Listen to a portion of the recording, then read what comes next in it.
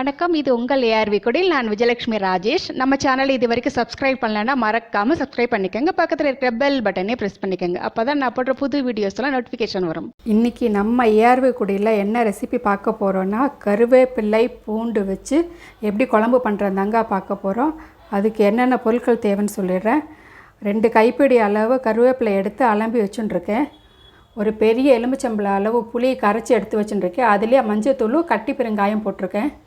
1/2 cup அளவு பூண்டு, வறுத்துக்கிறதுக்கு 2 table spoon தனியா, 1 டேபிள் ஸ்பூன் உளுத்தம்பருப்பு, 1 டேபிள் ஸ்பூன் கடலைப்பருப்பு, 2 டீஸ்பூன் மிளகு, 1 டீஸ்பூன் சீரகம், 1/2 டீஸ்பூன் வெந்தயம், 7 வரமிளகா, உப்பு, தாளிக்கிறதுக்கு கடுகு, உளுத்தம்பருப்பு, எண்ணெய்.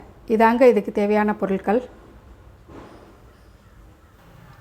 அடுப்பை பற்ற வச்சுன்னு கடாயில் எண்ணெய் விட்டுருக்கேன். எண்ணெய் சூடாக எடுத்து இப்போ தனியா, உளுத்தம்பருப்பு, கடலைப்பருப்பு, காஞ்ச மிளகாய் இதெல்லாம் சேர்த்து முதல்ல லேசாக வறுத்து எடுத்துக்கலாம். இப்போ கருவேப்பிலை குழம்பு பார்த்திங்கன்னா அந்த மழை காலத்துக்கு ரொம்பவே நல்லாயிருக்கும். சாப்பிட்றதுக்கு நல்லா வாய்க்கு ருசியாக இருக்குங்க. இது நல்லா கொஞ்சம் நேரம் செவந்து வரட்டும். அதுக்கப்புறம் மிளகு, சீரக, வெந்தயம்லாம் சேர்த்துப்போம். இப்போ இது ஓரளவு வறுபட்டுருது. இப்போ மிளகு, சீரகம், வெந்தயத்தை சேர்த்து வறுத்துக்கலாம். அடுப்பை கொஞ்சம் சிம்மில் வச்சு வறுத்துக்கோங்க. கொஞ்சம் செவந்து வரட்டும். பார்த்திங்கன்னா நல்லா செவந்து விட்டோம். இந்த அளவுக்கு செவந்துருக்கு. இப்போ இது கூடயே எடுத்து வச்சிட பூண்டெல்லாம் பாதி பூண்டை இதில் சேர்த்து வதக்கி எடுத்துக்கலாம்.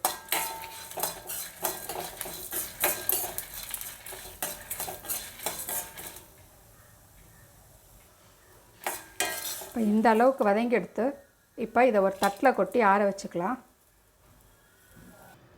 அதே கடாயில் 2 டேபிள் ஸ்பூன் அளவு எண்ணெய் விட்டுருக்கேன். இப்போ கருவேப்பிலையை சேர்த்து வறுத்து எடுத்துக்கலாம். கலர் மாறாமல் கொஞ்சம் நல்லா அந்த பொறுன்னு வரும் இல்லையா, அந்த அளவுக்கு வறுத்து எடுத்துக்கணும். சிம்லேயே வச்சு வறுத்துக்கோங்க.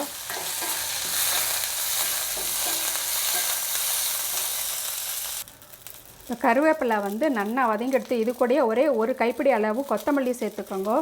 ஏன்னா நல்லா வாசனையாக இருக்கும் குழம்பு. லேசாக வறுத்து எடுத்துக்கலாம். இப்போ கருவேப்பிலை, கொத்தமல்லி இதெல்லாம் நல்லா வறுபட்டுருது. இப்போ ஸ்டவ் ஆஃப் பண்ணிக்கலாம். ஆறினா விட்டு மிக்ஸி ஜாரில் போட்டு அரைச்சின்னு வந்துடுவோம். இப்போ வறுத்து வச்சுட்டுருக்கிற பொருளெல்லாம் மிக்ஸி ஜாரில் சேர்த்துட்டு இது நல்லா பேஸ்ட்டாக அரைச்சின்னு வந்துடலாம். இப்போ இன்னொரு சட்டியில் அடுப்பை பற்ற வச்சுன்னு கடாயில் எண்ணெய் வச்சுட்டுருக்கேன். எண்ணெய் சூடாக எடுத்து கடுகு போட்டுக்கலாம். கடுகு நல்லா பொரிஞ்ச உடனே உளுத்தம்பருப்பு சேர்த்துப்போம். 1 டீஸ்பூன் கடுகு, 1 டீஸ்பூன் உளுத்தம்பருப்பு இதையும் சேர்த்து நல்லா பொரியட்டும். கடுகு உளுந்து நல்லா பொரிஞ்சிடுத்து. இப்போ எடுத்து வச்சுட்ருக்கோம் இல்லையா பாதி கப்பு பூண்டு, அதையே சேர்த்து கொஞ்சம் செவக்க வறுத்து எடுத்துக்கலாம். இப்போ கருவேப்பிலை மிக்ஸி ஜாரில் போட்டு அரைச்சோம் இல்லையா மசாலா பொருட்களோட, இந்த அளவுக்கு பேஸ்ட்டாக அரைச்சி எடுத்து வச்சுட்டுருக்கேன். அரைச்சி வச்சுட்டுருக்கிற கருவேப்பிலை பேஸ்ட்டையும் இதில் சேர்த்துப்போம்.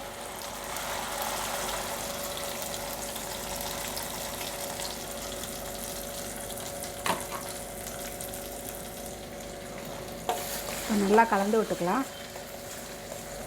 இது கூடவே மிக்ஸி ஜாரை அலம்பி எடுத்து வச்சுட்டுருக்கிற தண்ணியும் சேர்த்துப்போம்.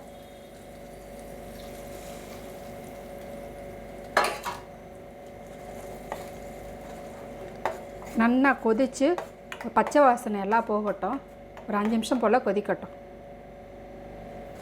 கருவேப்பிலை, பூண்டு இதெல்லாம் நல்லா கொதிக்க ஆரம்பிச்சிடுது. இந்த ஸ்டேஜில் கரைச்சி எடுத்து வச்சுட்டுருக்கிற புளியையும் சேர்த்துப்போம். அது கூடயே உப்பு சேர்த்து நல்லா கொதிக்க விடலாம்.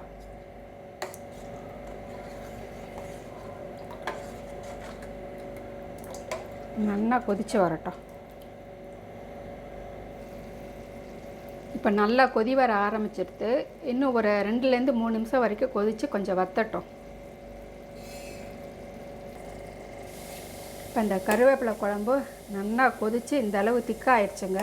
பச்சை வாசனை எல்லாமே போயிடுத்து. ஸ்டவ் ஆஃப் பண்ணிவிட்டு இன்னொரு பாத்திரத்தில் மாற்றிக்கலாம்.